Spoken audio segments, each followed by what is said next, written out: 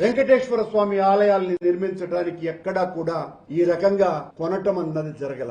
ఆశ్చర్యకరంగా ఒక విషయం వెలుగులేకు, నిత్య పూజా గరిష్ఠుడైన స్వామివారి పట్ల అకుంఠిత దీక్ష దక్ష పూజా దురంధరుడైన అనునిత్యము స్వామి నామస్మరణ లేనిదే బయటికి కూడా రానటువంటి మన గౌరవ ముఖ్యమంత్రి చంద్రబాబు నాయుడు గారు అమరావతిలో ఉన్న వెంకటాయపాలెం అనేటువంటి విలేజ్ లో కడుతున్నటువంటి గుడి 25 ఎకరాల స్థలాన్ని టీటీడీకి ఎకరా 50 లక్షల చొప్పున అమ్మినారు.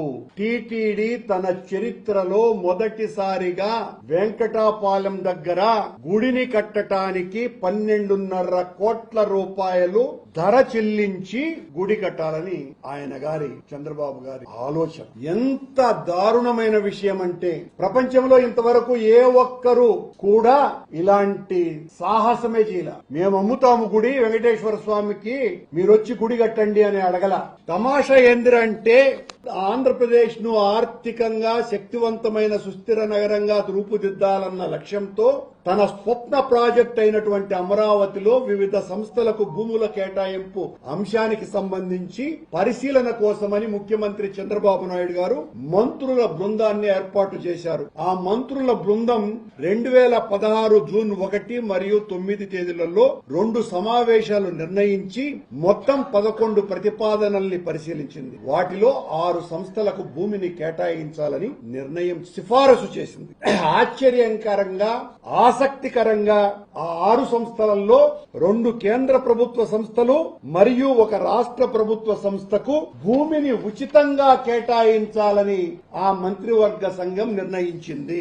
ఇదిగోండి దానికి సంబంధించి Indo UK institute of health 50 acres free hold ఎకరా 50 లక్షలకు, వెల్లూరు ఇన్స్టిట్యూట్ ఆఫ్ టెక్నాలజీ ఎకరా 50 లక్షలకి, నేషనల్ ఇన్స్టిట్యూట్ ఆఫ్ డిజైన్ 50 ఎకరాలు ఫ్రీ ఆఫ్ కాస్ట్ కి అదే జీవోలో, Andhra Pradesh human resource development institute కి 25 ఎకరాలు free of cost, central institute of tool design free of cost, Venkateswara Swamy ఆలయానికి 25 ఎకరాలు 50 లక్షల రూపాయలు ఎకరా.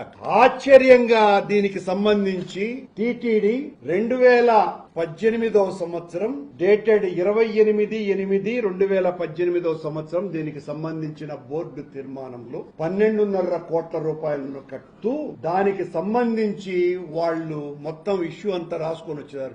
వెంకటాయపాలెంలో 25 ఎకరాలు దయచేసి ఉచితంగా ఇవ్వండి అని టీటీడీ అభ్యర్థించింది.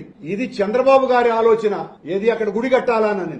అయినా టీటీడీ అభ్యర్థించింది 25 ఎకరాలు ఉచితంగా ఇవ్వండి అంటే ఆహా సస్యమీరా మీరు డబ్బు కట్టాల్సిందే అని ముక్కు పిండి మరీ వసూలు చేశారు 12.5 కోట్ల రూపాయలని. దానికి సంబంధించినటువంటి ఆబ్స్ట్రాక్ట్ ఇది మీకు అందరికీ కూడా ఇష్యూ చేయటం జరుగుతుంది. అందులోనూ 1.25 లక్ష నిబంధనలు అన్ని ఇన్ని కావసుమా, అవన్నీ మీరు చదివితే చాలా సమయం అవుతుంది. నేను చదివితే మీరు అవన్నీ చదివి మీరు ప్రచారంలో పెట్టవచ్చు. వెంకటేశ్వర స్వామిని కూడా వాణిజ్య అవసరాలకి ఒక పావుగా వాడుకోవటానికే అక్కడ గుడి కట్టాలా అన్నటువంటి నిర్ణయం తీసుకున్నారని చాలా స్పష్టంగా అర్థమవుతోంది. 3 నెలల క్రితం కూడా బోర్డు సమావేశంలో కోయంబత్తూరులో బాలర్ జయరామ్ అనేటువంటి ఒక పెద్ద రియల్ ఎస్టేట్ కంపెనీకి బాలా జీ స్క్వేర్ అనేటువంటి కంపెనీ చేసేటువంటి రియల్ ఎస్టేట్ వెంచర్ లో కూడా దేవాలయాన్ని కట్టాలన్నటువంటి నిర్ణయం సాక్షాత్తు ముఖ్యమంత్రి కార్యాలయం నుంచే